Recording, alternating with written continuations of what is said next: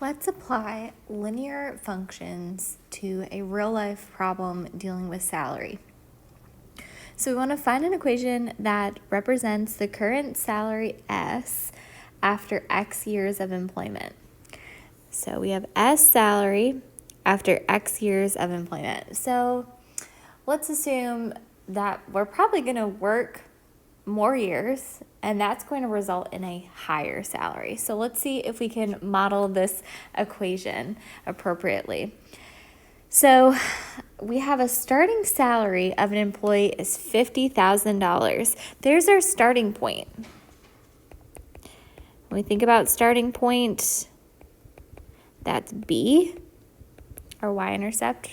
Remember linear functions, we have y equals mx plus b. B is the starting point. It's that initial value when x is 0. We have our starting point, how high up or how far down we are in the y value on the graph. And then m is that rate of change. So our rate of change is we have an annual increase of $6,000. So each year that we work there, we're going to get an extra $6,000. So the longer we work there, the more money we should make. And then we're going to assume that the person will retire after 40 years of service. So, of course, we're not going to plug in X's 100 years because somebody's probably not working for a company for 100 years. So that just tells us where to stop. There's going to be a cap because there's going to be, after a certain amount of time, people are going to retire. So we want to write this as an equation. So we want to get out salary. There's our output. When we plug in years, we wouldn't do the other way. We wouldn't plug in salary and then figure out how many years later that is. We're going to plug in each year, what year of work are we on, and then what's our salary that we're getting out. So S is our output, and that's going to be equal to our $6,000 that we're going to get a raise for X years that we've been working. But we're not starting at nothing. We're not starting at $0 the first year and then going up by $6,000. We're starting at $50,000. And then we're going to add 6,000 times X years. So we want to state the independent, that's our input, and our dependent, which is our output variables. So for this one, the independent variable, what we're plugging in is years. Tell me how many years you've been working here, and I can figure out what your salary should be at. So your independent, where you're plugging in, is years. And then your output, your dependent variable, is going to be the salary in dollars. So what would the domain of this function be? So domain is going to be looking at the input. Domain is the input. It's usually the X values. And then range is the output. It's usually the Y values. But here we have X and S.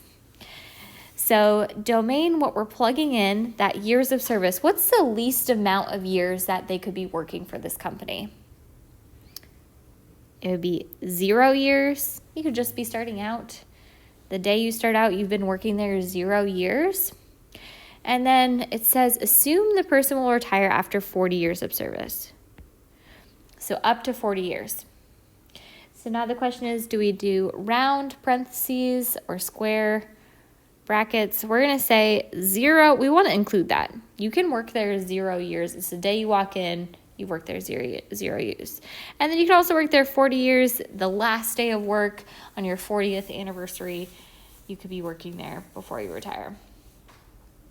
And now what is the range? What's the salary that's going to correspond to each of these? So to find this range, we want to figure out the output that corresponds to the domain. So we're going to plug in those 2 years.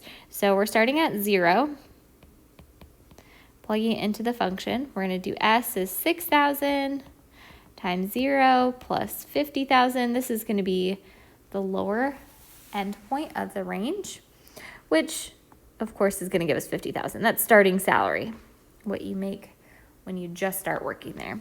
So 0 years in, they're going to start at $50,000. Now, say they say the full 40 years, that upper bound, before they're told, hey, it's time to retire. We're going to plug in X as 40 and see what that upper bound is. We're going to do 6,000 times 40 plus 50,000. Let's see what their raises got them to 40 years later. So grabbing my calculator, I'm going to do 60,000 times 40 plus that 50,000 base salary. And that top bound of the salary, they're going to cap out at $290,000. Not a bad way to end your career. So they worked their way up from $50,000, and 40 years later at retirement, they're at $290,000. The next part says, well, how much is their salary going to be after 15 years? So the question is, do I want to replace S with 15 or X with 15? Well, let's look at the units. S is the salary in dollars, and X is in years. So this must be the X value. We're going to plug in X equals 15. 15 years later, what's their salary going to be like? Maybe they're trying to predict for a certain age, hey, when I'm 35, what is my salary going to look like? So let's figure out what that salary is.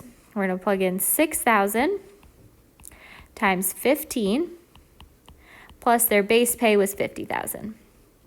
And they've gotten those $6,000 raises since.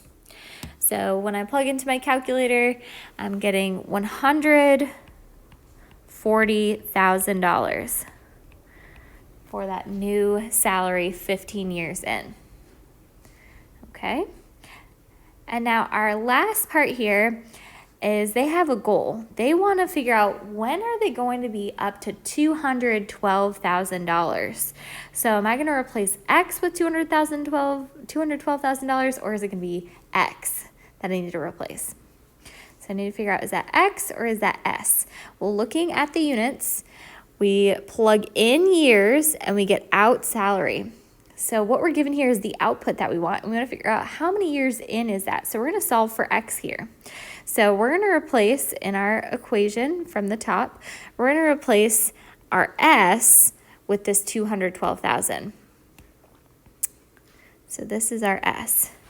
So we have 212,000 equals 6,000 X plus 50,000. How many years is it going to take them to go over that 200,000 mark?